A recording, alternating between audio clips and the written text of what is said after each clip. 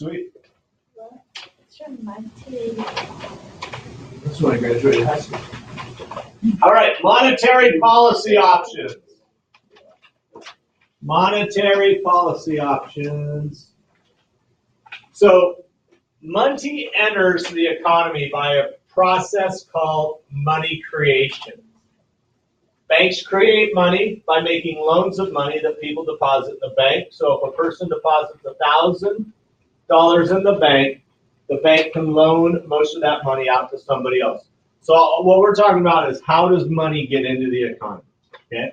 So is it saved by one person? Banks can loan it out. It's in the economy.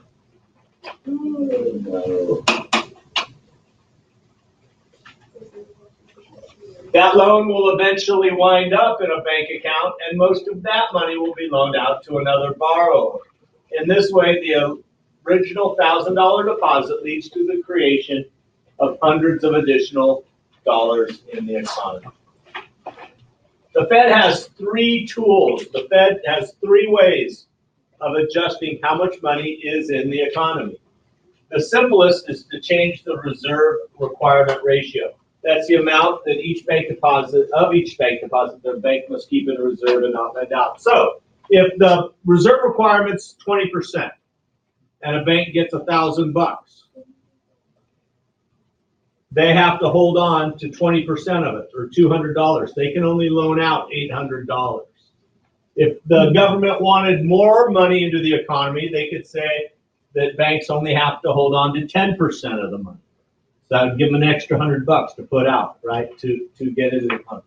Vice versa, they could say the reserve requirement's 30 or 40%. That would reduce the amount of money available for loans.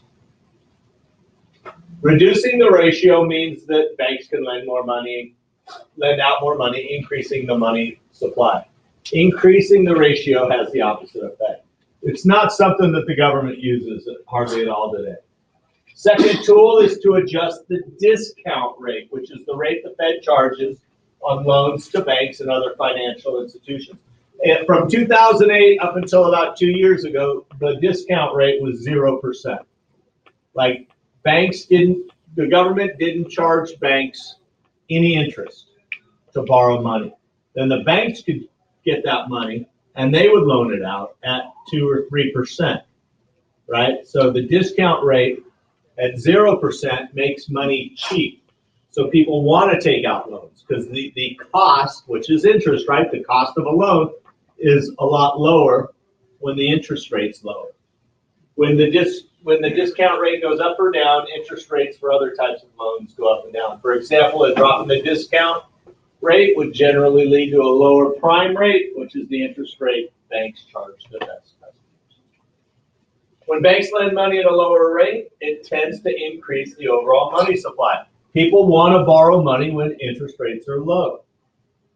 Today, the Fed generally does rely on changing the discount rate as part of its monetary policy. The Fed meets every 3 months, and for I think the last 4 meetings, last year and a half maybe, they have increased the interest rate by 0.25%. So over the last year and a half, it's gone up by about 1.5%. So that has an effect on, like, my car loan. My car loan used to be about 2.5%. Now it's, I think, 3.1% when I got a new loan. The third and most commonly used monetary policy tool is open market operations. This is the buying and selling of government securities such as bonds. When the Fed wants to increase the money supply, it purchases bonds. It pays for bonds. They'll hold on to the bonds, they'll give the cash out, and the cash is out into the economy, right?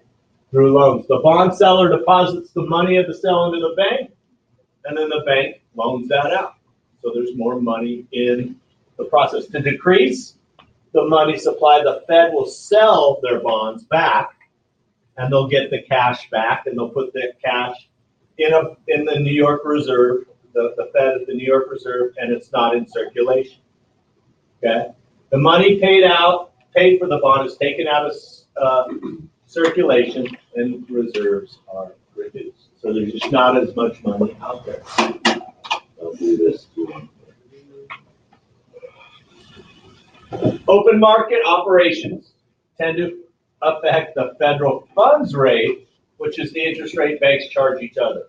Changes in the federal funds rate can affect rates available to businesses and individuals.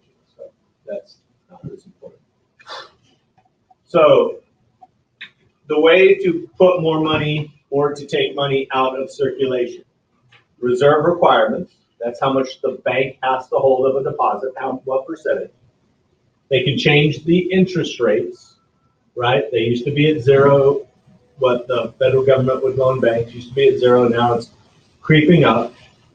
Or through open market operations, and that's the buying or selling of government bonds based on whether you want more money in the economy or less. That's it. Enjoy.